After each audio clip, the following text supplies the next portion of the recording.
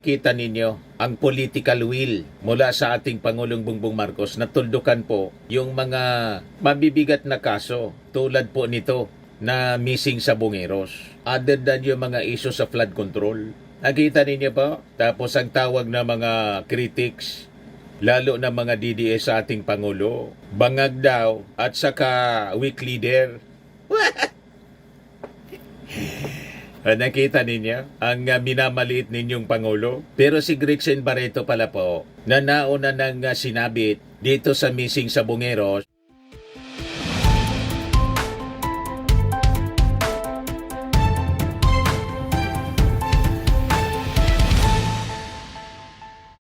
Hello po mga kababayan, si Dante Maravillas. Ang daming ganap ngayon.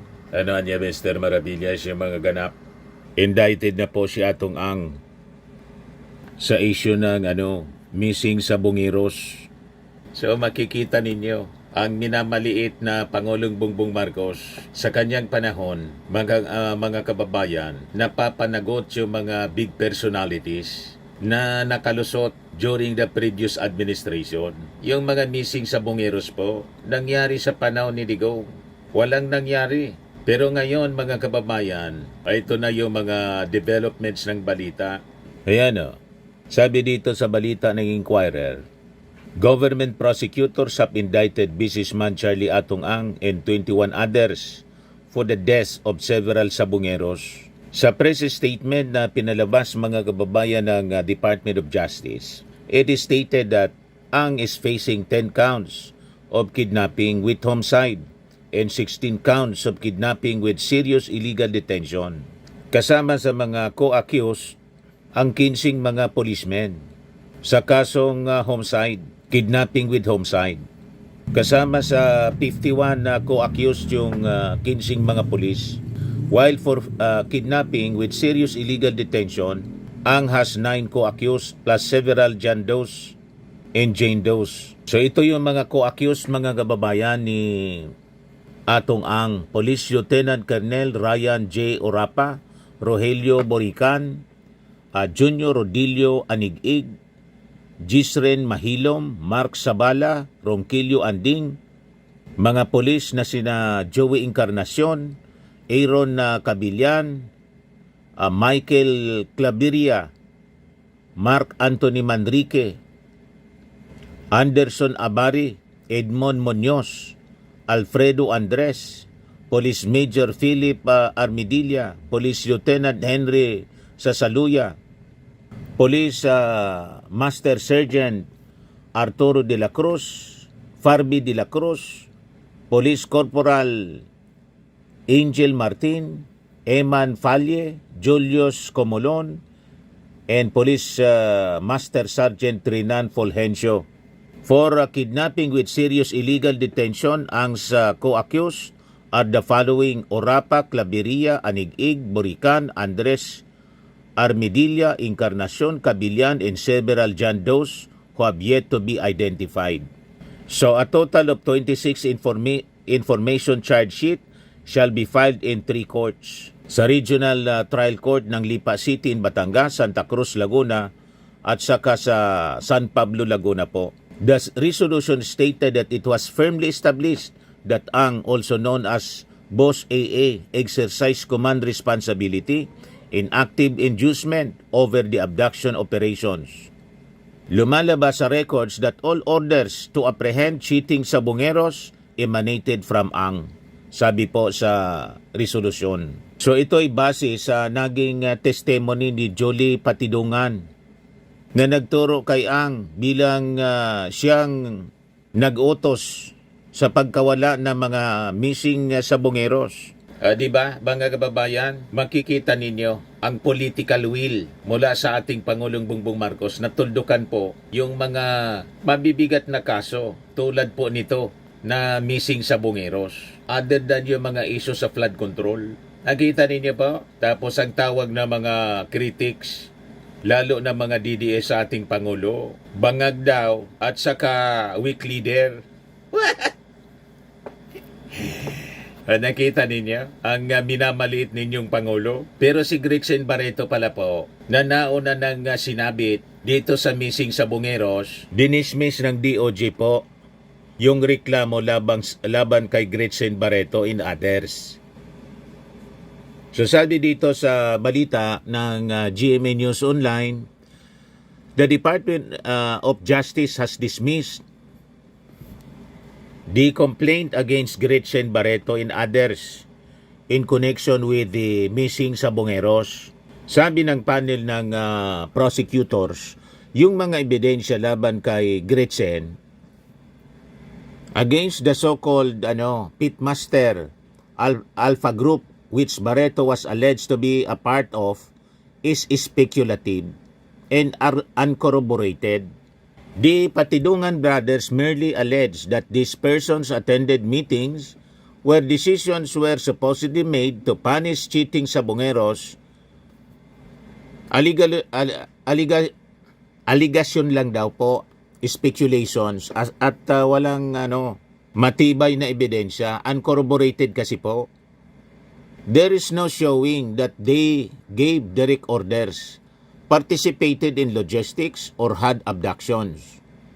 So sabi po ng panel ng mga prosecutors that even if Barreto and others were present during the meetings where crime is discussed, it does not amount to conspiracy unless there is proof of intent and participation.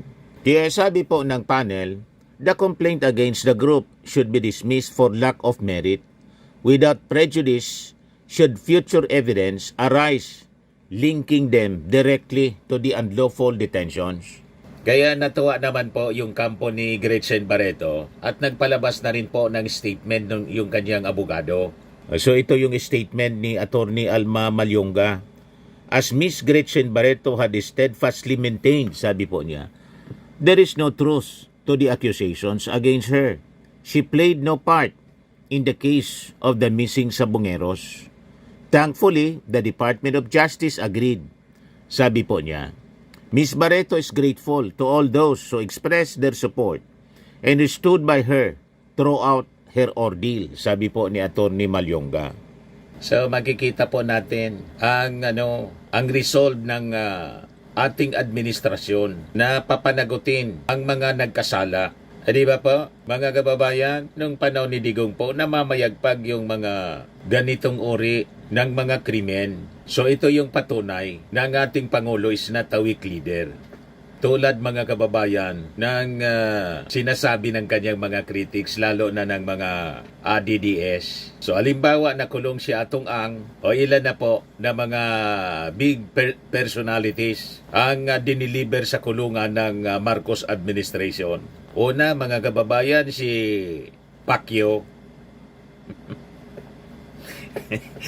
Diba? Na hindi mapanagot, mapanapanagot ng previous administration kasi barkada. Spiritual advisor pa si Pacquiao. Diba? Nakulong. Inarap mga kababayan sa batas para mabigyan ng due process. Due process ang importante rito. Iarap sa hostisya.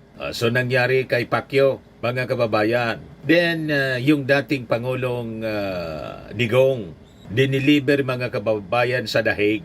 Then si Tebes, nahuli mga kababayan. Then si Alice Goo, Tarlac Mayor, nasentensya na po, life sentence po for human trafficking. You see, namayagpag sa panahon ni Digong. Ngayon, namumuro si Bato, nagtatago na si Bato. At ang latest na balita, pati si Bongo daw, si Abayalde. Malamang sila na yung susunod. Yan, sabi ni Trillanes, Bongo Abayalde could be next for ICC warrants. Yan yung report ng Billionaire News Channel. Sabi ni Trillanes sa interview mga kababayan ng Billionaire News Channel, the ICC is likely to issue up to 4 warrants naming Duterte, Senator Ronald Bato de la Rosa, Go and Abayalde as the most probable targets. Eventually, probably at most 4 will be issued, including Bongo and Abayalde, sabi po ni Trillanes. The ICC is only interested in the most responsible They're not really after even the mid-level operator. So, the warrant will be narrowed down, sabi po ni Trillanes. So yun mga kababayan, yung mga mainit na balita ngayon. Kaya yung mga nagsasabi na yung ating Pangulong Bongbong Marcos, weak leader, kuting, di tawagin lang ninyong weak leader, kuting, yung ating Pangulo. At your own risk. O di ba? Mga kababayan, siya lang ang nakagawa nito. Mga kababayan, yung tinatawag ninyong weak leader. Mga big personalities ang kanyang pinapakulong. Kaya, sige lang, kansyawan ninyo ang ating Pangulong Bangag. O di ba? Mga kababayan, ngayon nga, napahiya mga kababayan yung mga critics niya. Bakit niya, Mr. Maravillas? Tingnan naman ninyo itong balita kahapon, no? President Ferdinand Marcos Jr. directs the Congress to prioritize passage of 4 proposed legislative measures: Anti-Dynasty Bill, Independent People's Commission Act, Party List System Reform Act, Citizens Access and Disclosure of Expenditures for National Accountability or Cadena Act, to institutionalize transparency and accountability on public finance. O di ba, mga kababayan? Ano kayo ngayon? O di ba napahiya kayo? Kaya tama itong pinalabas mga kababayan na statement, column ni Professor Antonio Contreras. Sabi niya po, BBM just pulled the rug from under the country's elite political blocks by suddenly embracing the reform agenda long claimed by liberal progressives. And the reaction has been telling. The militant left is stunned. Nato Reyes in particular has been unusually petulant, insisting that their camp rightfully owns the progressive agenda, even as he tries to diminish BBM's move as shallow, performative, or too late. But the very need to downplay it reveals how destabilizing the shift has been for them. Hindi nila inaasahan na isusulong ito ng ating Pangulong Bongbong Marcos. O di ba? Naging irrelevant na sila mga kababayan. Assuming kasi kayo, in-underestimate ninyo yung ating Pangulong Bongbong Marcos. Kasi ang tingin ninyo sa mga Marcos Borges. Dynasty, Borges, kung ano-ano pang bansag. Hindi ganon ang pamilya Marcos tulad ng inyong iniisip. Hindi po makasarili ang pamilya Marcos. Ang gusto ng ating Pangulo, ayosin ang ating bansa. Assuming kasi kayo na kayo na lang ang mga matitino. Nang katotohanan po, baliktad, hindi man po kayo matino. Ba? Kayo nga yung nanggulo sa ating bansa. Kung hindi ninyo ginulo yung ating bansa noong panahon ng tatay ng ating Pangulo, baka hindi tayo nalampasan ng ating mga kalapit-bahay na bansa tulad ng Singapore, Malaysia, Indonesia, Cambodia, Vietnam, na dati yung Vietnam tinutulungan lang natin. Ba? Ginulo ninyo. Ngayon naman yung mga Duterte yung nanggugulo kasi ayaw nilang magtagumpay yung ating Pangulo para may rason silang bumalik. Ba? Hindi mangyayari yan na mga pangarap ninyong masasama. Kaya sabi ni Professor Antonio Contreras, let's be clear anya, and with all due respect to many of my pundit friends, this is not the act of a weakened president scrambling to regain ground. This is a political masterstroke by someone many have consistently underestimated. Yun nga yung sinasabi natin In-underestimate ninyo yung ating Pangulong Bongbong Marcos bilang weak leader, bangag weak leader. Saan nga nakakitang weak leader? Nakagawa nito. Siya lang ang nakagawa nito mga kababayan. Pinakang malalaking pangalan sa politika at sa negosyo. Pinananagot niya. Basta't nakagawa ng kasalanan mga kababayan, pinapanagot niya. Di ba? Yung kinikilala ninyong strong leader, si Digong, diniliber niya sa dahig. Ngayon, yung ganyang chief implementor ng tukang, nagtatago na. Susunod na Dadamputin na po mga kababayan. Nakalabas na daw yung warrant of arrest. Mismo nang nagsasalita si Harry Roque, huwag ka niyang pahuhuli. Pati si Robin Padilla nag-advise, huwag ka niyang susurrender sa foreign power. Si Harry Roque, huwag ka niyang pakikidnap. Ganun pa rin yung narrative ninyo. Yung sabi ni Professor Contreras, while critics cling to outdated narratives of BBM as passive or adrift, he has once again disrupted the political map, redrawing alliances, confusing entrenched factions, enforcing ideological camps to negotiate space they thought they monopolized. This move does not signal weakness. It signals initiative. It signals leverage. And it forces everyone, especially the militant left, to confront the uncomfortable truth that BBM is not yet done in going out. When your opponents are stunned, sulking, and scrambling to redefine the moment, that is when you know the game has shifted. Tama! Hindi ninyo maulaan kung anong susunod na hakbang ng ating Pangulo, Siya kayo sa mga pinagagawa ng ating Pangulo, So, malayo at malabo sa gusto ninyong paniwalaan ng mga tao ng ating Pangulo hindi nasa tamang pag-iisip, bangag. Ano ba? President Bongbong Marcos is a political genius. Kaya lang, hindi siya mayabang tulad ng dating Pangulong Digong. Tahimik lang siya na nagtatrabaho.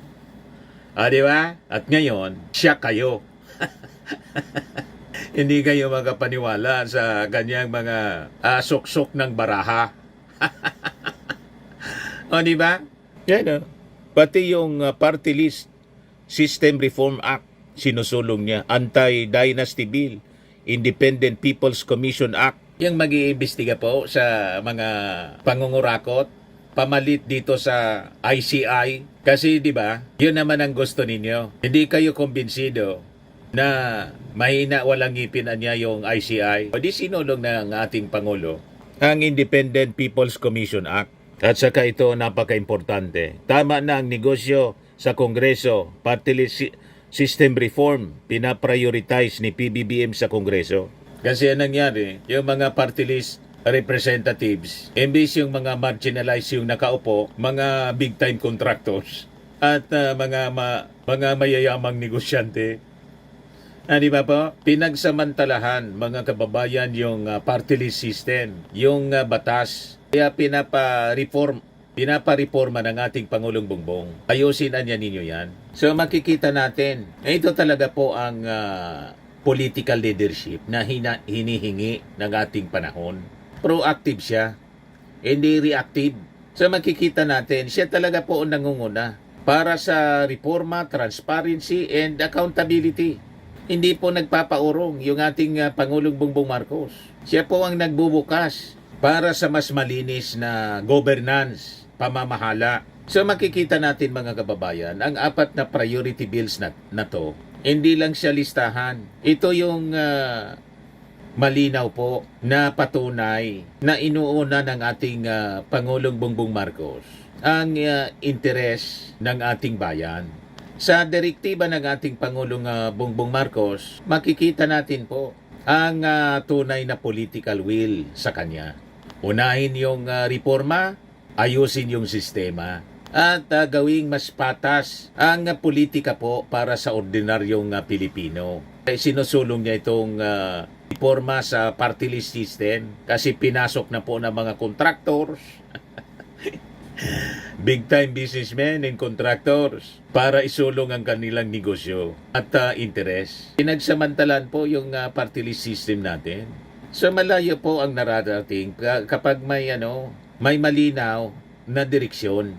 So sa pagtutulak ng ating Pangulong Bongbong Marcos sa anti-dynasty law, party list reform at Kadena Act, pinapakita lamang po niya na seryoso siya po para sa long-term reform sa ating bansa na magbubukas po sa bagong standard sa governance. Yan ang malinaw, mga kababayan. Kaya sila, mga kababayan, ang isulong ito ng ating Pangulo kahapon.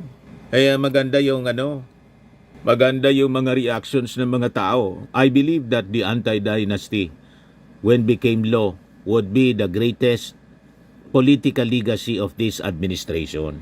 Sabi ni Lionel Andoyo, this is not about Duterte and PBBM. This is all about a genuine reform to our political landscape. Sana maipasa to PBBM, this could be your best legacy soon. Sabi ni Riz San Juan, these are defining legacy bills, praying and hoping for PBBM success in posing and prioritizing these game-changing bills. May the senators and congressmen cooperate and do their part in enacting this into laws. Then I could worry less for our country, my sons and grandchildren. Sabi ni John Federico, redeem yourself, Mr. President. It will serve as your legacy if all of these measures will be enacted into law. O, di ba? Ano kayo ngayon, mga critics ng ating Pangulo? Tamimi kayo ngayon. Yan kasi masyado kayong judgmental pagdating sa ating Pangulo. Ikitang-kita po, ibang-iba ang pinapakitang leadership ng ating Pangulong Bongbong Marcos. Ayan lang po ang ating short video ngayon. Atid sa inyo nitong napakagandang product from Australia. I am worldwide amazing pure organic barley powdered drink mix from Australia. Yung mga gusto po na try po nito o magnegosyo, mag-message na lang po kayo sa amin. Sa aking anak na architect entrepreneur Riz Maravillas. Yung hindi pa nakapag-subscribe dito sa ating YouTube channel, Life with Auntie M, click subscribe po ninyo. At kung napulutan ninyo ng aral, ito pong ating mga contents dito sa YouTube, paki-share naman po ninyo sa inyong mga kakilala. Life with Auntie M. Ako po si Dante Maravillas. Lagi nating tatandaan sa buhay, you become what you believe. Bye-bye po. God bless.